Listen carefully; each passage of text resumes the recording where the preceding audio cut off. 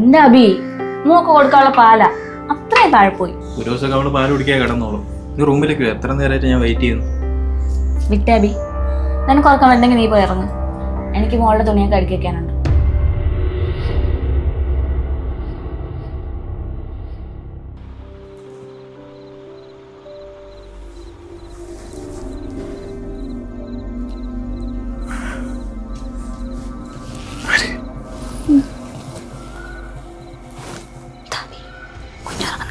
അവൾ ഉറങ്ങിയല്ലോ, പിന്നെന്താ?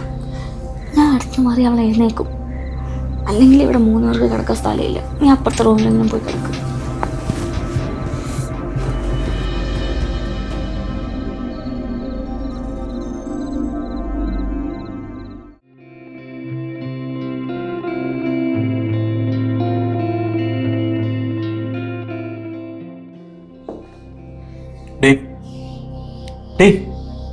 കുറച്ച് ചായ എടുത്തിട്ട് വാടി. ചായ തീർന്നു, ഇനി കുറച്ച് പാലേ ഉള്ളൂ. അത് മോക്ക് കാച്ചി കൊടുക്കണം. ഇനി എന്തെങ്കിലും കുടിച്ചാൽ പറ്റുന്നുണ്ടെങ്കിൽ നീ കുറച്ച് ചൂടുള്ള എടുത്ത് കുടിക്കും.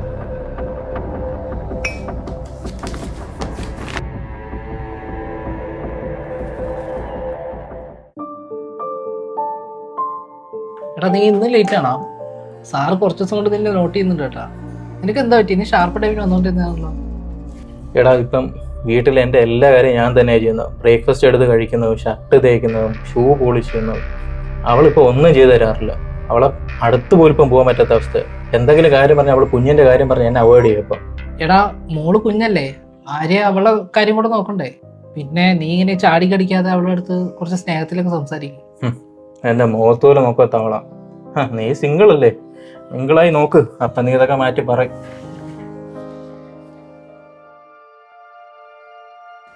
എടാ നീ ഇപ്പോഴും അത് ആലോചിച്ചോണ്ടിരിക്കുകയാണോ? ഇങ്ങനെ ടെൻഷൻ അടിച്ചിട്ട് കാര്യമില്ലടാ. ഇതിന് പ്രശ്നത്തിന്റെ പരിഹാരമല്ലേ വേണ്ടത്? ഞാൻ ശ്രമിക്കുന്നുണ്ട് നീരജ്, പക്ഷേ എവിടെ തുടങ്ങണം, എങ്ങനെ തുടങ്ങണം എനിക്കൊരു ഐഡിയ ഇല്ല. ഇപ്പം ഞങ്ങൾ രണ്ടുപേരും ഏതോ 2 ധ്രുവങ്ങൾ നിൽക്കുന്ന പോലെ എനിക്ക് തോന്നുന്നു. എടാ കഴിഞ്ഞ വർഷം എൻ്റെ കസിൻ്റെ ലൈഫിൽ ഇതേ പ്രശ്നം ഉണ്ടായിരുന്നു. എപ്പോഴും അടിയും വഴക്കും, പരസ്പരം കണ്ടുകൂടാൻ പറ്റാത്ത അവസ്ഥ വരെയാണ്. ഒരു ഘട്ടത്തിൽ അവർ പിരിയാൻ വരെ തീരുമാനിച്ചത്. അവളാണെങ്കിൽ അവളുടെ വീട്ടിലേക്ക് പോവുകയും ചെയ്തു. ആ സമയത്താണ് എൻ്റെ കസിൻ ആസ്ട്രോടോക്കിലെ ജോത്സ്യനായിട്ടുള്ള ഗൗരിയെ കോൺടാക്ട് ചെയ്യുന്നത്. ആസ്ട്രോടോക്കോ? അതിൽ എന്തെങ്കിലും കാര്യമുണ്ടോ? എടാ നീ വിശ്വസിക്കില്ല, ജനനതീയതി കൊടുത്തപ്പോൾ തന്നെ ജോത്സ്യ ഗൗരി ഇങ്ങോട്ട് ചോദിച്ചു വിവാഹ ജീവിതത്തിൽ എന്തെങ്കിലും പ്രശ്നമുണ്ടോ. പിന്നീട് എൻ്റെ കസിൻ പ്രശ്നങ്ങളെല്ലാം അവരോട് പറഞ്ഞു. അവർ ക്ഷമയോടെല്ലാം കേട്ട് പരിഹാരം പറഞ്ഞു കൊടുത്തു. എടാ കാര്യങ്ങൾ എപ്പോഴാണ് ശരിയാവുന്നത്, സമയം എപ്പോഴാണ് അനുകൂലമാവുന്നതെന്നൊക്കെ അവർ മാസം ഉൾപ്പെടെ പ്രവചിച്ചു. നീ വിശ്വസിക്കില്ലടാ, കുറച്ച് കഴിഞ്ഞപ്പോൾ അവളെ ഭർത്താവ് വന്ന് അവളെ കൂട്ടിക്കൊണ്ടുപോയി. ഇപ്പൊ അവർ ഭയങ്കര ഹാപ്പിയാ. എന്നിട്ട് എടാ ഇപ്പൊ അവർക്കൊരു കുഞ്ഞുണ്ടായി. ഇത് ജോത്സ്യൻ ഗൗരി നേരത്തെ പറഞ്ഞിരുന്നതാ. എന്റെ അഭിപ്രായത്തിൽ നീ ആസ്ട്രോടോക്ക് ഒന്ന് ട്രൈ ചെയ്ത് നോക്ക്. നിന്റെ പ്രത്യേക പ്രശ്നങ്ങൾക്ക് അത് വലിയൊരു ആശ്വാസമാവും. പക്ഷെ ആരും എന്നെ പറ്റി എന്താണ് ചിന്തിക്കുന്നതെന്നും ഞങ്ങളുടെ ഫ്യൂച്ചർ എന്താണെന്നും അവർക്ക് പറയാൻ പറ്റുമോ? പിന്നെന്താ, അതൊക്കെ അവർക്ക് സിമ്പിളായിട്ട് പ്രവചിക്കാൻ പറ്റും. നീ പേടിക്കണ്ട, നീ ആസ്ട്രോടോക്കിന്റെ ആപ്പ് ഒന്ന് ഇൻസ്റ്റാൾ ചെയ്യും. എടാ ഇതിന്റെ ഏറ്റവും വലിയ പ്രത്യേകത എന്ന് വെച്ചാൽ ഇതിന്റെ ആദ്യത്തെ ചാറ്റ് തികച്ചും ഫ്രീ ആണ്. ലിങ്ക് ഡിസ്ക്രിപ്ഷനിലുണ്ട്. താങ്ക്സ് എടാ, ഞാൻ ഇപ്പം തന്നെ ട്രൈ ചെയ്യാം. ഓക്കേടാ.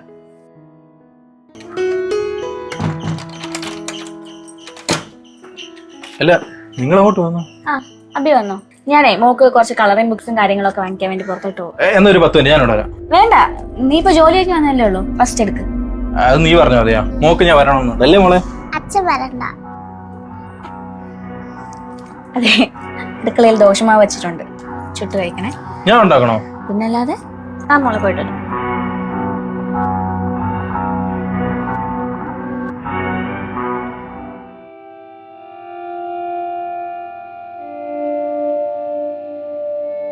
പിന്നെ നീ ഇങ്ങനെ ചാടി കടിക്കാതെ അവളുടെ അടുത്ത് കുറച്ച് സ്നേഹത്തിലൊക്കെ സംസാരിക്കും.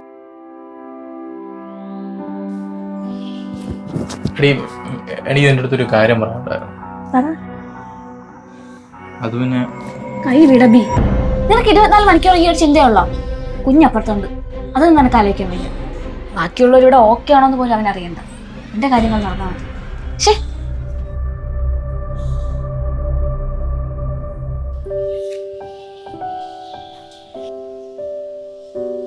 കൊള്ളാമോ? എനിക്ക് ഫുഡ് എടുത്താ എനിക്ക് പോണം. ഫുഡ് കിച്ചണിൽ ഇരിപ്പുണ്ട്, അത് എടുത്ത് കഴിച്ചോ. ഞാൻ മോക്ക് ഫുഡ് കൊടുക്കട്ടെ. ഞാൻ പോയതിനു ശേഷം കൊടുത്താ പോരെ? അതൊരു കുഞ്ഞു വേഷം തിരിക്കണോ? അബി നിന്നോട് ഫുഡ് ഉണ്ടാക്കി കഴിക്കാനെന്നല്ലല്ലോ പറഞ്ഞേ, ഉണ്ടാക്കി വച്ചേക്കുന്ന ഫുഡ് എടുത്ത് കഴിക്കാനല്ലേ. അതുപോലും പറ്റൂല. എനിക്ക് വേണ്ട, ഞാൻ ക്യാൻറ്റീനിൽ നിന്ന് കഴിച്ചോളാം.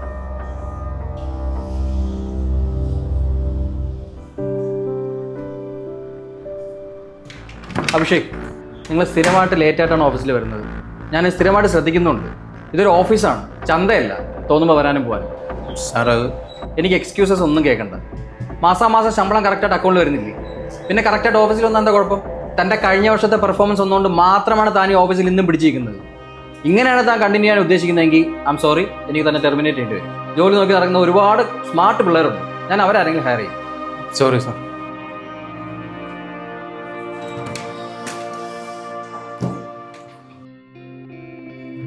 ഇഞ്ചക്ഷൻ എടുക്കട്ടെ. അബി, മോക്കുള്ള സാധനങ്ങളൊക്കെ മേടിച്ചോ? ഇല്ല, മറന്നുപോയി. കൊള്ളാം. അല്ലെങ്കിലും എന്റെ മോളുടെ കാര്യം നോക്കാൻ നിനക്ക് എവിടെ സമയം? എപ്പോഴും സ്വന്തം കാര്യം മാത്രം. അതെടി, എനിക്ക് സ്വന്തം കാര്യം തന്നെ വലുത്. അല്ലെങ്കിൽ എന്റെ കാര്യങ്ങളൊക്കെ ഞാൻ സ്വന്തമായിട്ടാണല്ലോ ഇപ്പം ചെയ്യുന്നത്. നീ കൊച്ചിനെ കളിപ്പിച്ചോടെ സൂചിച്ചങ്ങ് ഇരുന്നോ? നീ ഒറ്റ ഒരു കാരണം ഇന്ന് സാറിന്റെ വായിരിക്കുന്ന മൊത്തം ഞാൻ കേട്ടത്. ഇനി താമസിച്ച് വരികയാണെങ്കിലേ ജോലി നിർത്തിക്കോളാൻ പറഞ്ഞു. ഞാൻ സൂചിച്ചിരിക്കുന്നോ?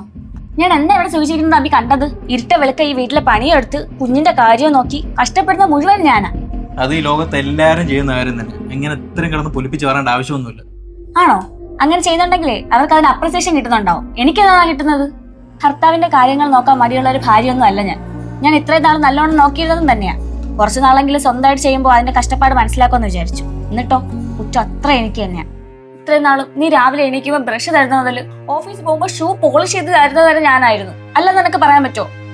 പ്രസവം കഴിഞ്ഞതിന് ശേഷം കുഞ്ഞിന്റെ കാര്യവും നോക്കണം, നീ ഓഫീസിൽ പോകുന്നതിന് മുന്നേ നിന്റെ കാര്യങ്ങൾ ഒതുക്കണം, ഈ വീട്ടിലെ ജോലി എല്ലാം ചെയ്യണം. എല്ലാം ഞാൻ ഒറ്റയ്ക്കാ ചെയ്തുകൊണ്ടിരുന്നത്. എന്നെ ഒന്ന് ഹെൽപ്പ് ചെയ്യാനെങ്കിൽ നിനക്ക് തോന്നിയിട്ടുണ്ടോ അബി? നീ അടുക്കള കയറി പാചകം ചെയ്യണമെന്നൊന്നും അല്ല ഞാൻ പറയുന്നത്. അറ്റ്ലീസ്റ്റ് ഞാൻ പാചകം ചെയ്ത സമയത്ത് കുഞ്ഞിന് ഭക്ഷണം വാരി കൊടുക്കുകയോ അവളെ കുളിപ്പിക്കുകയോ അവളെ റെഡിയാക്കുകയോ എന്തെങ്കിലുമൊക്കെ ചെയ്താൽ നമ്മുടെ 3 പേരുടെയും കാര്യം സ്മൂത്ത് ആയിട്ട് പോകൂലേ? ഇത്രയും നാളും നിന്റെ കാര്യവും കുഞ്ഞിന്റെ കാര്യവും വീട്ടിലെ കാര്യങ്ങളും എല്ലാം കൂടെ ഞാൻ ഒറ്റയ്ക്ക് എങ്ങനെയാണ് മാനേജ് ചെയ്ത് പോയതെന്ന് നീ എപ്പോഴെങ്കിലും ചിന്തിച്ചിട്ടുണ്ടോ? പോട്ടെ, മോളുടെ നഴ്സറി എവിടെയാണെന്നല്ലോ നിനക്കറിയോ? ഇല്ല. നീ രാവിലെ എഴുന്നേക്കുന്നു, നിന്റെ ജോലിക്ക് പോകുന്നു, തിരിച്ചു വരുന്നു. അതിനിടയ്ക്ക് ഈ വീട്ടിലെ ജോലി മുഴുവൻ ഞാൻ നോക്കുന്നു, മോളുടെ കാര്യം നോക്കുന്നു. നീ ഒന്നും അറിയുന്നില്ല. എടോ, ഇത് നമ്മുടെ 2 പേരുടെയും കൂടെ കുഞ്ഞാ. അവളുടെ കാര്യത്തിൽ നമുക്ക് 2 പേർക്കും തുല്യ റെസ്പോൺസിബിലിറ്റി ഉള്ളത്. അത് താനൊന്ന് മനസ്സിലാക്ക്. പിന്നെ ഞാൻ കാരണം തന്റെ ജോലിയൊന്നും പോകണ്ട. നാളെ തൊട്ടേ ഞാൻ എണീറ്റ് എല്ലാം പഴയതുപോലെ ചെയ്തോളാം.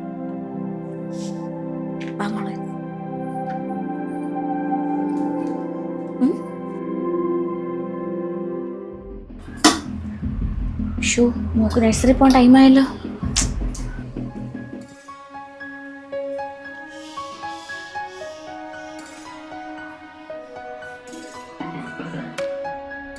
ഇന്ന് അച്ഛൻ നഴ്സറി കൊണ്ടാക്കാമേ.